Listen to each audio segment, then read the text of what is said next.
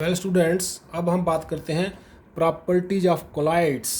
Collides की क्या क्या प्रॉपर्टीज हैं। द फर्स्ट प्रॉपर्टी हम लेने जा रहे हैं मैकेनिकल प्रॉपर्टी, जिसको बच्चे ब्राउनियन मूवमेंट का नाम भी दिया गया है। तो बच्चे रॉबर्ट ब्राउन एक बॉटनी के साइंटिस्ट हुए हैं। एक बार वो क्या कर रहे थे, वो माइक्रोस्कोप से पोलन ग्रेन्स की जो स्टिल वाटर में स्टडी कर रहे थे। जो ब्लू ग्रीन एल्गी होते हैं पानी के ऊपर ऐसे बरसात में बने हुए, उनकी वो स्टिल वाटर में रुके हुए पानी में स्टडी कर रहे थे। उन्होंने देखा कि वो पोलन ग्रेन जो है वो रेस्ट में नहीं है, वो ऐसे हमें लगता है रेस्ट में है, लेकिन वो लगातार ऐसे मूव कर रहे हैं, थोड़ा सा हिल रहे हैं।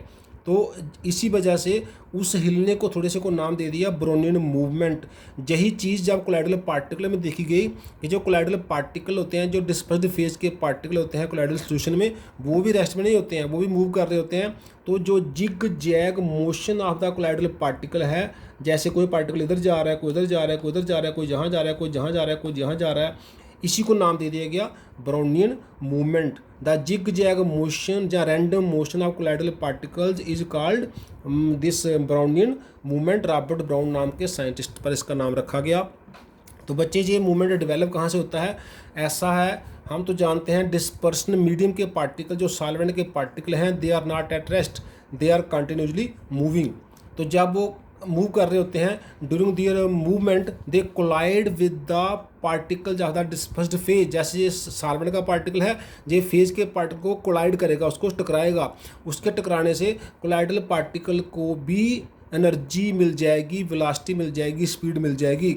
लेकिन समय के साथ साथ क्या होगा, दोनों को एनर्जी बराबर हो जाएगी। कोलाइडल जो है डिस्पर्स्ड फेज का पार्टिकल है और डिस्पर्सन मीडियम का पार्टिकल है, दोनों की एनर्जी सेम हो जाएगी। लेकिन डिस्पर्स्ड फेज के पार्टिकल की जो वेलोसिटी है वो कम होगी, क्योंकि उसका मास ज़्यादा है। तो इससे क्या होता है, कोलाइडल पार्टिकल को कोलाइडल सॉल्यूशन को स्टेबिलिटी मिलती है, क्योंकि जैसे पार्टिकल नीचे सेटल करने जाता है, मीडियम उसको पुश करके बीच में ही उसको जो है मोशन दे देता है।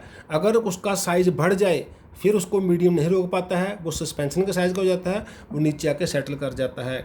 So this zigzag motion of colloidal particle is called Brownian movement. इससे कोलाइडल पार्टिकल को स्टेबिलिटी मिलती है। और इसका कारण क्या है, जो डिस्पर्सन मीडियम के पार्टिकल हैं वो अपनी एनर्जी ट्रांसफ़र कर देते हैं डिस्पर्स फेज के पार्टिकल को। Next properties optical property. तो इसमें हम बच्चे बताते हैं टिंडल इफेक्ट। बच्चे जी आपका कॉमन एक्सपीरियंस है, और किसी डार्क रूम में स्मॉल ओपनिंग से लाइट आ रही हो तो हमें क्या दिखता है, हमें वहाँ पर कुछ डस्ट के पार्टिकल दिखते हैं जो हवा में लहरा रहे हैं, हवा में तैर रहे हैं, आगे पीछे मूवमेंट कर रहे हैं। इसी तरह से वो उसका कारण क्या है, scattering of the light by the dust particles. Same चीज़ हमें scattering of the light experiment मिलता है। अगर हम कोई कोलाइडल सॉल्यूशन का एक बीकर में ले लें ट्रांसपेरेंट में, और उसके एक डार्क रूम में रख दें, एक लाइट का सोर्स ऑन करें, स्लिट में से लाइट उसमें से पास करें, तो इस बीकर के अंदर कोलाइडल पार्टिकल हमें चमकते हुए दिखते हैं। हमें ऐसे वो साफ साफ हम उनको देख सकते हैं कोलाइडल सॉल्यूशन के पार्टिकल को। तो ये क्यों होता है, क्योंकि जैसे लाइट पार्टिकल पर पड़ती है, लाइट स्कैटर कर जाती है, अपना रास्ता चेंज कर लेती है, उससे पार्टिकल विजिबल हो जाता है। बच्चे ट्रू सॉल्यूशन के पार्टिकल ऐसा नहीं करते हैं। तो जी हम इससे डिफ्रेंशिएट भी कई बार क्या होता है, हमें लगता है जो कोलाइडल सॉल्यूशन है लेकिन वो ट्रू हो सकता है, कई बार लगता है वो ट्रू सॉल्यूशन है वो कोलाइडल हो सकता है, क्योंकि सस्पेंशन के पार्टिकल तो दिख जाते हैं, वो नीचे सेटल कर जाते हैं, वो हम नेक्ड आई से भी देख सकते हैं। लेकिन कोलाइडल सॉल्यूशन के पार्टिकल नेक्ड आई से नहीं देख सकते हैं। तो टिंडल इफेक्ट के एक्सपेरिमेंट से अगर हम लाइट पास करें, अगर पार्टिकल लाइट स्कैटर करें, हमें विजिबल हो जाएं डार्क रूम में, तो वो कोलाइडल सॉल्यूशन होगा। अगर वो लाइट को स्कैटर ना करें तो वो ट्रू सॉल्यूशन होगा। नेक्स्ट प्रॉपर्टी बच्चे है इलेक्ट्रोफोरेसिस, थर्ड प्रॉपर्टी, इसको कैटाफ्रेसिस भी कहते हैं। तो बच्चे देखने में जी आया है कोलाइडल पार्टिकल्स कैरी चार्ज, उनके ऊपर कोई ना कोई चार्ज होता है, जहाँ पॉजिटिव जहाँ नेगेटिव। द मूवमेंट ऑफ, अगर हम ऐसा हमें कहाँ से पता चलता है, अगर हम कोलाइडल सॉल्यूशन को इलेक्ट्रिक फील्ड लगाएं तो उसके पार्टिकल मूव करते हैं जहाँ कैथोड की साइड जहाँ एनोड की साइड, वो तभी मूवमेंट पॉसिबल है अगर उन पर चार्ज है। अगर उन पर पॉजिटिव चार्ज होगा तो वो कैथोड की साइड मूव करेंगे, अगर नेगेटिव चार्ज होगा तो वो एनोड की साइड मूव करेंगे। सो बच्चे यही फिनोमेना जो हो रहा है, the movement of the colloidal particles towards one of the electrodes under the influence of electricity को ही बोलते हैं इलेक्ट्रोफोरेसिस। जैसे अगर हम आर्सेनिक सल्फाइड की सॉल्ट है एक, उसको यू ट्यूब में लें तो ये हमारा एनोड है, ये कैथोड है, तो हमें देखने में मिलता है जो आर्सेनिक सल्फाइड के पार्टिकल हैं वो एनोड के ऊपर डिपॉजिट हो जाते हैं, वहाँ मूव करके वहाँ पहुँच जाते हैं। दैट मीन्स आर्सेनिक सल्फाइड के जो सॉल्ट है वो नेगेटिवली चार्ज्ड है। तो इससे भी हमें कोलाइडल सॉल्यूशन को स्टेबिलिटी मिलती है। सभी पार्टिकल का जब साइज सेम हो जाएगा वो आपस में एग्रीगेट नहीं कर पाएंगे, तो हमारे कोलाइडल सॉल्यूशन स्टेबल रहने वाला है। तो जितना चार्ज कोलाइडल पार्टिकल पर बच्चे होता है उतना ही चार्ज डिस्पर्सन मीडियम पर भी होता है, तभी वो सॉल्यूशन ओवरऑल न्यूट्रल होता है। So the movement of the colloidal particles towards one of the electrodes under the influence of electricity is called electrophoresis, जहाँ इसको दूसरा नाम इसका और भी है कैटाफोरेसिस भी इसको बच्चे बोलते हैं।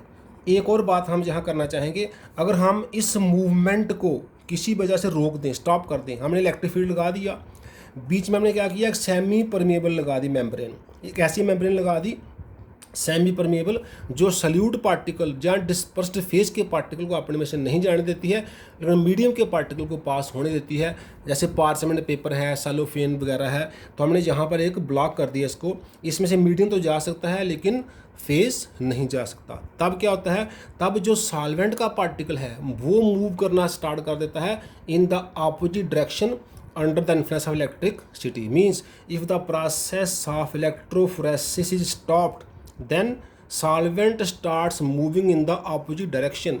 अगर पार्टिकल कैथोड पे जा रहे थे सॉल्वेंट एनोड की साइड जाएगा, अगर पार्टिकल एनोड पे जा रहे थे सॉल्वेंट कैथोड की साइड जाएगा।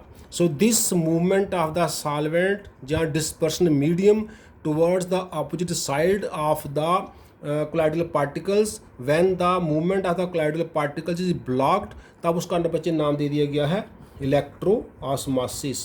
तो इलेक्ट्रोऑस्मोसिस भी एक electrical property of the colloid है, लेकिन ये तब टेक पार्ट करती है जब इलेक्ट्रोफोरेसिस को स्टॉप किया जाता है। सो बच्चे जी हमने कुछ 2-3 प्रॉपर्टी डिस्कस की हैं, optical property, mechanical property, electrical property.